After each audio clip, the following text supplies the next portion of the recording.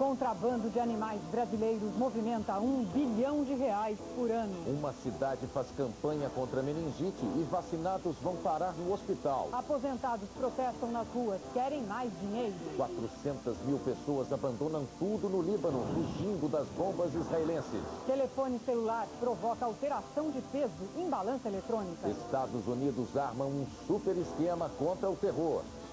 O governo teme que sexta-feira seja o Dia Nacional do Medo.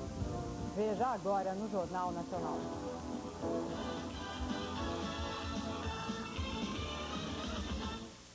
Uma descoberta surpreendente do Instituto de Pesos e Medidas.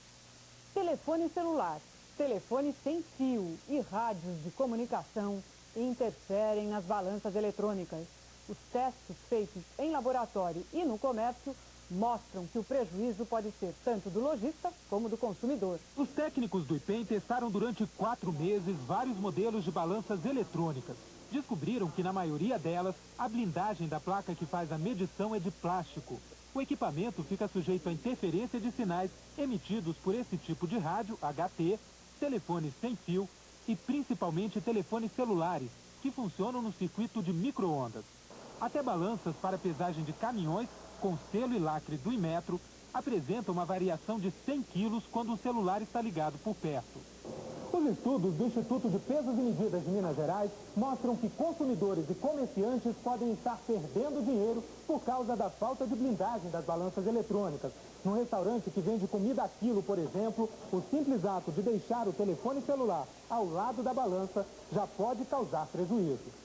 Neste caso, 5 gramas a menos com o telefone encostado na balança. No açougue, 15 gramas a mais com o celular ligado de longe. E segundo a pesquisa, dependendo do aparelho, a diferença pode ser de até 200 gramas para mais ou para menos. Tem que ficar alerta sim, né? Se tiver alguém com o celular aqui perto, não faz a compra não.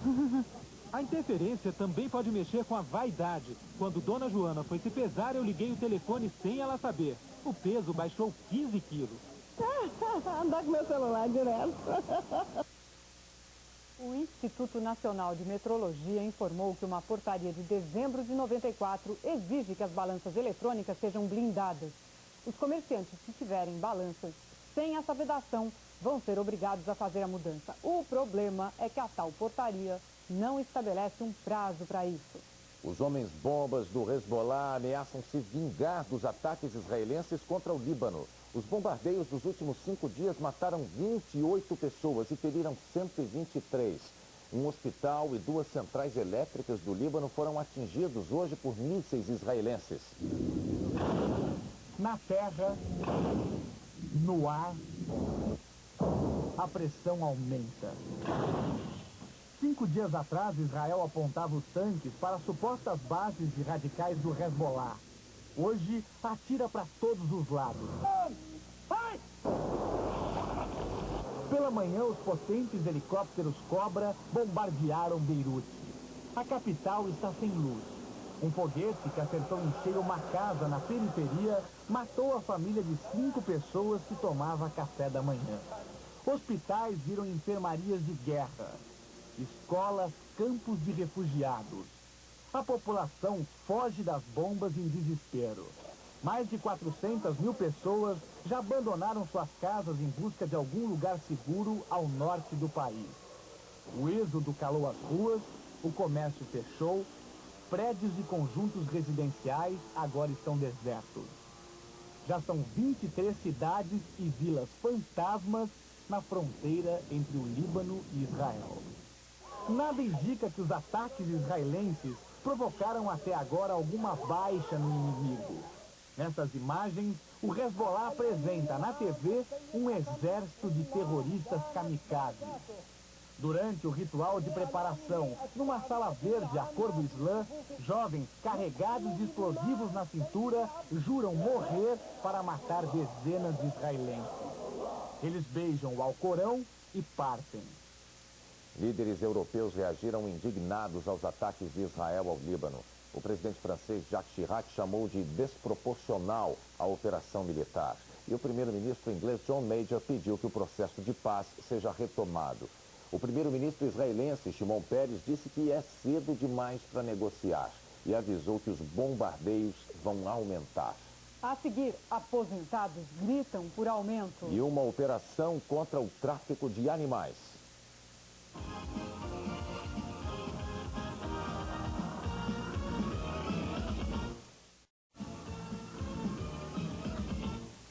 Um mercado negro que movimenta R$ 1 bilhão por ano no Brasil. Não é tráfico de drogas nem de armas. O produto que alcança preços astronômicos no exterior são os animais silvestres brasileiros. No sertão da Bahia, o IBAMA e a Polícia Florestal estão fechando o cerco às quadrilhas. A rota do crime ecológico começa em Santo Antônio de Jesus, a 200 quilômetros de Salvador. Na feira livre da cidade, os agentes recolheram 150 gaiolas em menos de meia hora. Mais de 500 animais à disposição do comércio clandestino. 3 traficantes foram presos. Cruz das Almas. Aqui, o tráfico é disfarçado nas lojas. O dono deste depósito escondia 30 passarinhos. Foi multado e tentou reagir. Pelo amor de Deus, não vou brigar, não brigo com ninguém, não. Eu não brigo, nunca briguei com ninguém, nem nunca fui em delegacia. Milagres, sertão da Bahia. Mais uma cidade que vive do tráfico de aves. Este cadete foi comprado com o dinheiro da venda de várias espécies em extinção. O dono está foragido. É o traficante mais procurado na Bahia. Na casa dele, a polícia encontrou 30 filhotes de papagaios. Todo ano, 12 milhões de animais silvestres são retirados das matas brasileiras. O dobro da população do Rio de Janeiro. Entre as atividades ilícitas, esta é uma das mais rentáveis. Só perde para o tráfico de drogas e armas. Um papagaio, por exemplo, que aqui na Bahia é vendido por 100, 200 reais, no exterior vale até 50 vezes mais. Os ambientalistas calculam que no Brasil o crime contra a fauna movimenta R$ 1 bilhão por ano. Os animais são vendidos para os estados do Sul e do Sudeste e vários países da Europa. Quanto mais rara a espécie, mais cara. Além da agressão, os traficantes ainda enganam o freguês. Tem traficante que pega um periquito desse, pinta de azul, disfarça e vende no exterior como se fosse a ararinha azul, uma espécie em extinção. Por quanto? Esses valores chegam a de 20, 25 mil dólares e o leigo compra.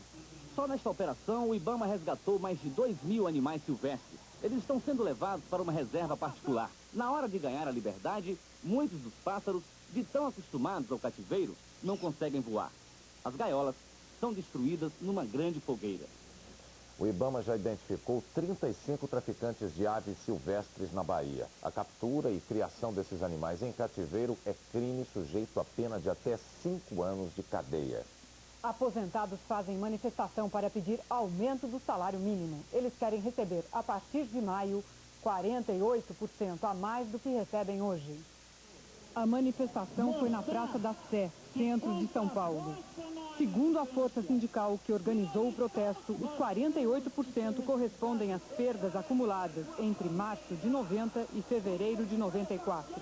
Um incêndio destrói o depósito de uma empresa de equipamentos industriais em Londrina, norte do Paraná. Todo o estoque de solventes, lona e borracha se perdeu. O prejuízo é de mais de R$ 1 milhão.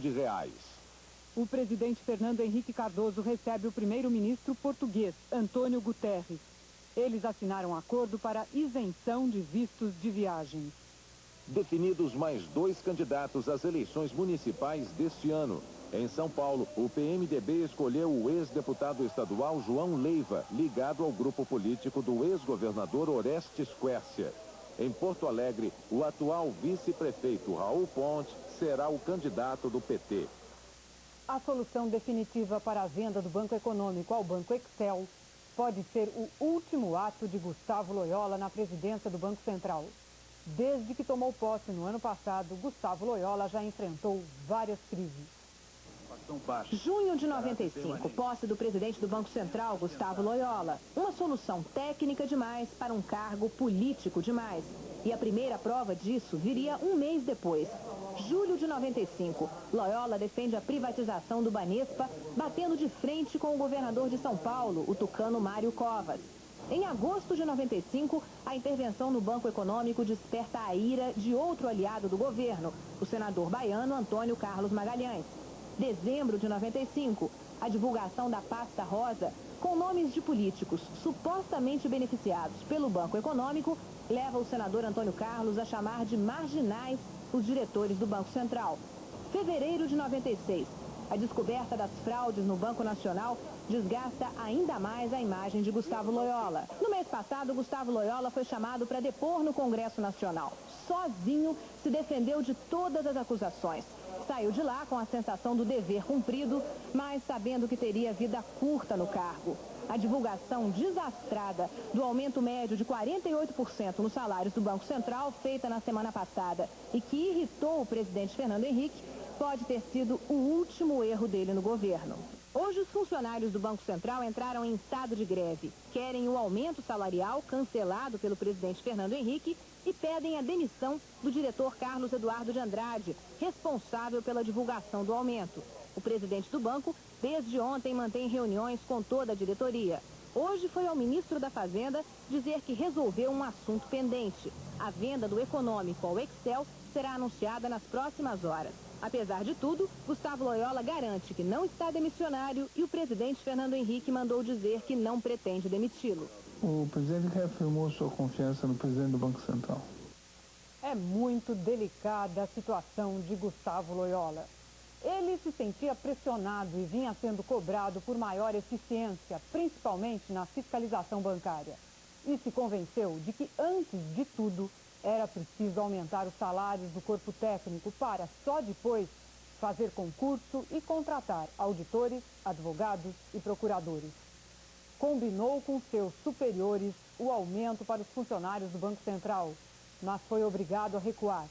É apenas mais uma das muitas crises que ele atravessou nesses 10 meses de governo, mas não é a menos grave. Em instantes, o resultado da perícia na clínica da tragédia da hemodiálise. E daqui a pouco, o Dia do Medo obriga os americanos a montar uma operação antiterror.